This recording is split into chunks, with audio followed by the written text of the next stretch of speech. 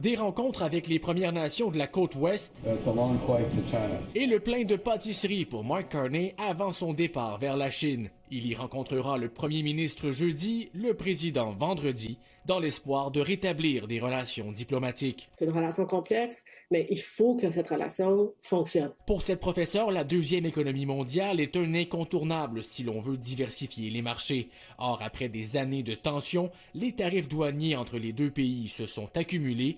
Ils font mal notamment aux producteurs de grains et de porc chez nous. C'est pour ça qu'il est important de ne pas avoir ces tarifs-là puis s'assurer qu'on aille chercher un prix qui amène une rentabilité au niveau des entreprises agricoles. De hauts fonctionnaires nous révèlent qu'ils s'attendent à voir plusieurs protocoles d'entente signés lors du passage du premier ministre en Chine, mais une résolution totale des différends commerciaux semble irréaliste. On pourrait imaginer une certaine réduction des tarifs de part et d'autre. Il serait possible d'imaginer de faire des progrès quand même sur la question. Il faut dire aussi que les tarifs de 100% imposés sur les véhicules électriques chinois ne font pas l'unanimité au Canada. Si la Saskatchewan souhaite un recul dans l'espoir de voir la Chine retirer ses tarifs sur le canola, l'Ontario s'y oppose. You can't just dump cheap vehicles here. Vous ne pouvez pas simplement domper des véhicules de basse qualité ici, dit Doug Ford, qui veut protéger son industrie automobile. If you want to just come here and dump vehicles that will hurt Americans and Canadian jobs,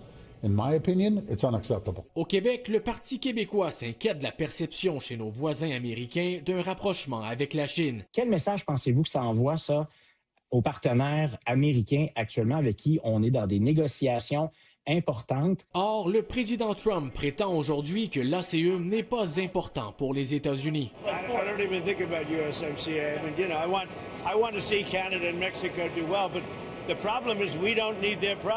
D'ailleurs, Pékin tente de tirer profit du conflit entre le Canada et les États-Unis. Des médias d'État chinois suggèrent au gouvernement canadien d'adopter une politique étrangère indépendante des États-Unis, leur plus grand rival. Olivier Ferron-Boissé, TVA Nouvelle, Ottawa.